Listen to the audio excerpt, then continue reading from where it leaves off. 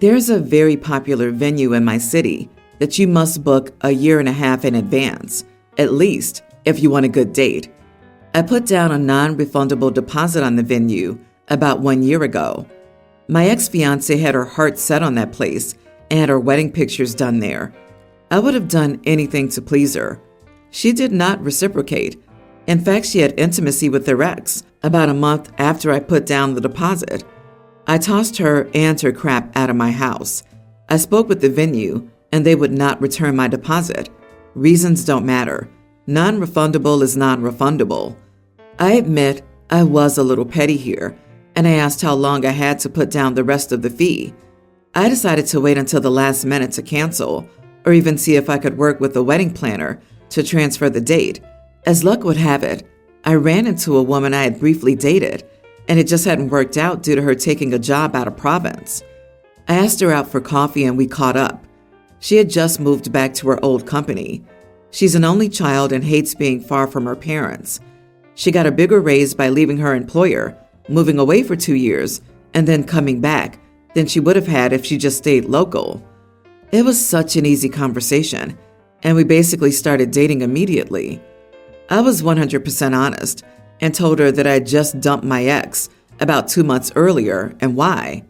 She said she understood and had thought about me a fair bit while she was gone. Long story short, she's who I belong with. Her parents are like me. My parents love her. She isn't perfect, and I'm far from it myself, but both of us are willing to talk stuff out and compromise. I asked her to marry me about 6 months in. She said yes. Obviously, she brought up the venue since she had always dreamed about getting married there. She said she didn't want to wait long to get married. I jokingly mentioned that I already had a reservation for that venue for next June if she wanted a spring wedding. She freaked out briefly because she thought I had booked it when we started dating. I explained why I had that reservation, and she calmed down. The next day, she approached me and asked me if we could look at the venue together. We invited our moms, and we went for lunch and a tour of the venue. All 3 of them were crazy about it. We're getting married next June on the date and the place where I was planning to marry my ex. We did tell our parents, but only them. My ex found out about my engagement. We still have mutuals, and she lost it. She started to contact me about how I was trying to hurt her by doing this, and how I'm so petty. I block her on anything she contacts me on. I talked to my fiancé, and we agreed to get married elsewhere if my ex bought the deposit off of me. We met her for coffee and offered to let her buy the deposit. It's a substantial amount, and I was initially going to be out of pocket. We figure if she really doesn't want us to get married there, then she can bite the bullet and pay the deposit. And after that, it's not our problem. She refused. She said that I put down the deposit, so it's my problem. I agreed and told her that we would be having our wedding there and to leave us alone. She's been having a breakdown ever since. She's constantly on social media complaining about it. It doesn't affect us, but some of our mutual friends have said that it's an idiot move. She's threatened to cut off anyone who comes to the wedding. I told everyone I fully appreciated their position and would accept their RSVP in the negative. Am I the idiot for getting married at a venue that I had booked for my wedding to my ex? Not the idiot. Unless they want to pay the deposit, they can shut the heck up. Weddings are insanely expensive, and the fact that you're lucky enough to have a beautiful venue to marry someone you're truly in love with is amazing. If anyone has issues with it, they can talk with their wallets. Exactly. It's not OP's fault that his ex likes having intimacy with other dudes. OP, your ex lost any and all rights to complain or have input on this situation when she cheated. Sounds like karma to me.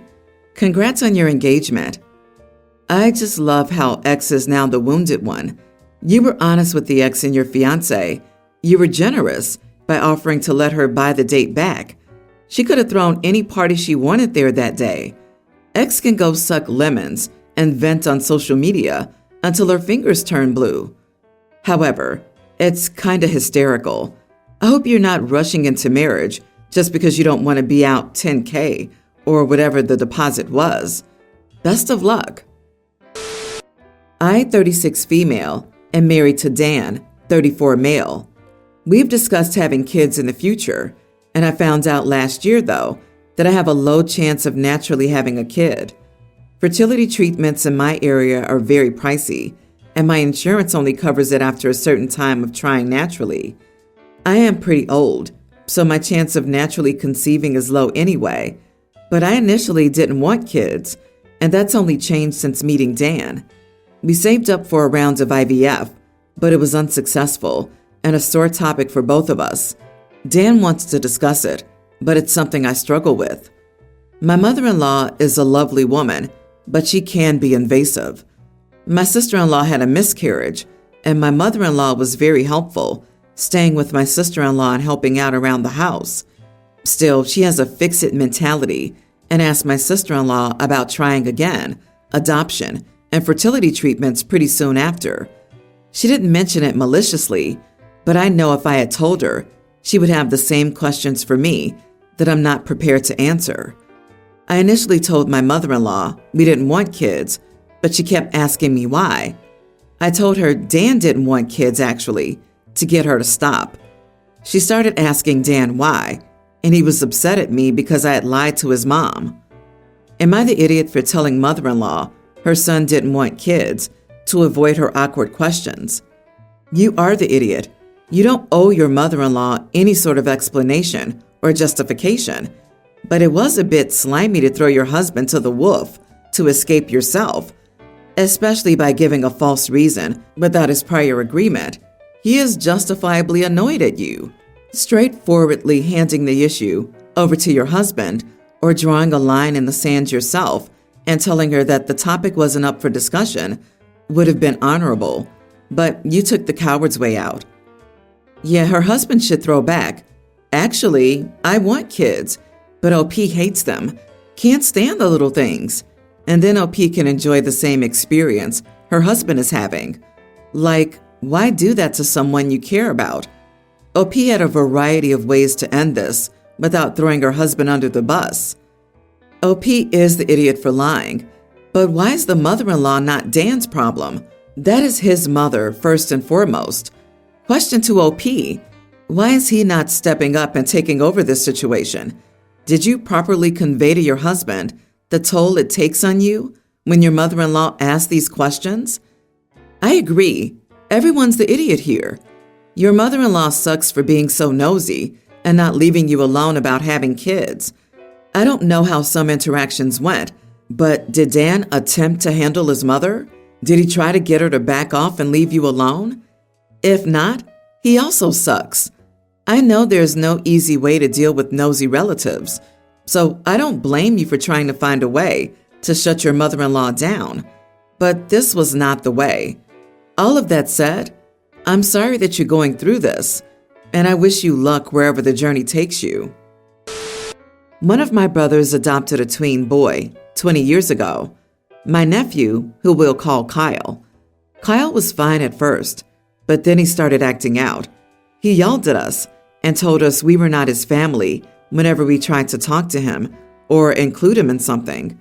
Once when he was 16, I invited him to watch a movie with me, and he started screaming at me to leave him alone, telling me that I was not his uncle and would never be. This continued in his 20s, and once he was 21, he went no contact with all of us and asked us to leave him alone. Later, we heard he changed his name and surname because he didn't really want to be considered one of us. I must admit that these last years without him have been really nice and drama-free, and we all enjoyed it. A few weeks ago, Kyle decided to reach out to his parents, asking to be a part of the family again, which is cool, I guess. The problem is that he will hardly talk to any of us or even answer any questions when we try to talk to him. It's exhausting, and I'm so sick of his behavior. I just wish he'd leave again. He's always sulking in a corner, and not talking to anyone is considered an effort now. Even his parents are tired of his crap. So a few days ago, when we were all together, we wanted to take a family photo. We took a photo with all of us, and then I asked Kyle to step out of the picture so that we could have a family picture without him. Of course, he started yelling at me and calling me names, but he's made it clear multiple times that he's just not one of us, and I just wanted a picture with my real family. So, am I the idiot? I'm going to assume that Kyle's circumstances were difficult, likely even tragic, given that he's adopted, and whilst that doesn't give him a free pass for the rest of his life, it does warrant special consideration. And so you've got a young child taken into care, adopted into a new family, who then acts out. Shock. Horror. Who would have thought such a thing might ever happen? And now you, the then adult, have carried that grudge, first fostered against a 10-year-old child, into the present day, and exclude him from presumably the only family he has. That makes you the idiot, and suggests that you have a serious deficiency in empathy. I disagree. Everyone's the idiot. Him always sulking in a corner and not talking to anyone is considered effort now. Even his parents are tired of his crap. Dude is 30 years old, not 15 anymore. If he's being irritable and passive-aggressive, I fully understand people being fed up with it, especially after trying to interact with him. Nobody comes off great here, but at the same time, I understand that it isn't an easy situation for any of them. Not the idiot. If he were still 10 or even 20, I'd say it's an idiot move, but he's a full adult at 30. He should be aware enough to recognize that you can't treat people like crap for over a decade and then expect every one of them to welcome you with open arms immediately when you just announce you're going to stop being an idiot. His reaction shows that he doesn't accept any of the natural consequences of his behavior. He only blames others and attacks them for not giving him what he thinks he's entitled to. I've said it before and I'll say it again. To have family, you gotta be family. He hasn't acted as family to you by his own free choice as an independent adult and not just a moody child. My brother has 2 stepkids, tween and pre-tween, that are absolute brats. He's infatuated with their mother though, so he will not discipline them. It's fine because we don't see them much. Over the holidays, he came over with his family, and the kids were horrible. My daughter, tween, and my son, younger tween, wanted nothing to do with them. I allowed them to go to their rooms and lock the doors to keep the peace. My brother and his wife started complaining because my kids were being bad hosts. I said that I wouldn't make my children unhappy to appease his. Eventually, my kids came out to try and play together again. His kids started pushing my son around. He told them to stop it, but they wouldn't. My daughter told them to stop bugging her brother, but they wouldn't. They came to us and told us what was going on. My brother called them tattletales and told them to just go play and deal with it themselves. I asked him if that's what he wanted. He said, yes, let kids be kids. I took him to my daughter's room and pointed out that she had multiple belts and trophies for martial arts. Then I showed him my son's room, which was the same thing.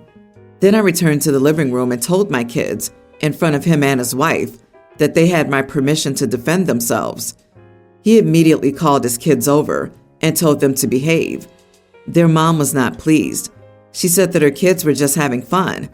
I said my kids' idea of fun was probably a little more violent than hers.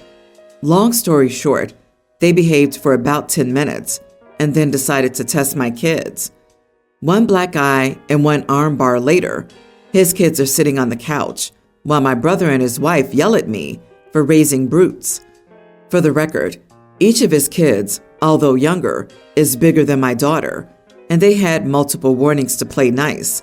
So currently, there's a huge family fight because I let my kids beat up his innocent angels. Unfortunately for him, most of the people who've met his kids are asking what they did to provoke mine. My mom says I shouldn't have told my kids to defend themselves. I told her she was welcome to host any and all gatherings involving those brats. The last time they were there, they destroyed a stuffed animal that had the cremains of her last dog.